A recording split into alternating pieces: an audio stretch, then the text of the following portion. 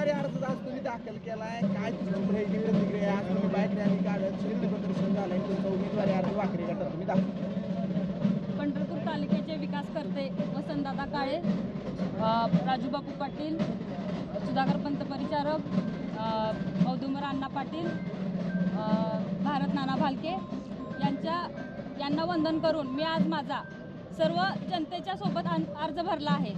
जिल्हा वाकरी गटातून जिल्हा परिषदसाठी मी माझा अर्ज भरला आहे राष्ट्रवादी पक्षातून.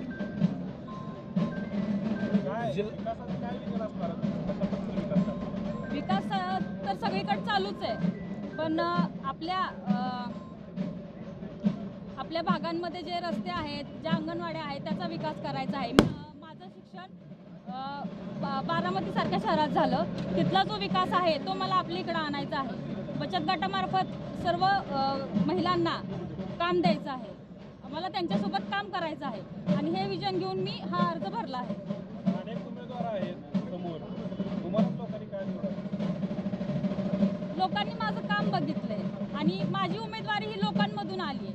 त्यांनी मला उमेदवार म्हणून समोर आणले, म्हणून मी माझा अर्ज भरला आहे आणि म्हणून त्यांनी मला पुढे आणलं आहे. वाकरी जिल्हा परिषद गटातून अनेक नावं चर्चेत आहेत, त्याच्यामध्ये सुनीता गायकवाड आहेत, बागल आहेत, त्या अनेक जण उभे राहणार आहेत. त्यांच्या आव्हानाकडे ह्या सगळ्या उमेदवारीकडे कसं बघतात? ज्यांनी उमेदवारी अर्ज भरला आहे त्या सगळ्या माझ्या भगिनीच आहेत. लोकशाही आहे, त्या अर्ज भरणार आहेत, त्यामुळं त्यांनी भरलाच पाहिजे आणि आव्हान असं काय नाही.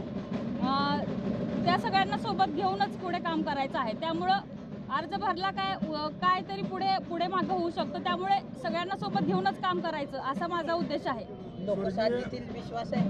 हो, तुम्ही बघितली असेल माझी रॅली आता, त्यामध्ये तुम्हाला समजलंच असेल की लोकांची मला किती साथ आहे. स्वर्गीय वसंतदादा काळे यांनी शिक्षण संस्थांच्या माध्यमातून, साखर कारखानदारीच्या माध्यमातून एक काळेमुळे परिवाराची रोवली होती.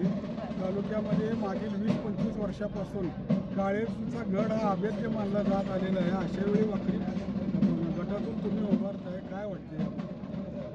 नाही, मला खूप छान म्हणजे सगळ्या लोकांमधून उमेदवारी आल्यामुळे, वाकरी गटातून माझं नाव वर आल्यामुळे मला स्वर्गीय दादांच्या विचारांना पुढे नेण्याचा एक मार्ग मिळाला आहे. जिल्हा परिषद पंचायत समितीच्या माध्यमातून अनेक शासकीय केंद्र आणि राज्य सरकारच्या योजना राबवल्या जातात, त्याचा लाभ पुरेशा प्रमाणात मिळत नाही अशी एक भावना ग्रामीण भागातून व्यक्त झाली होती. काय सांगाल याबाबत? नाही, असं काय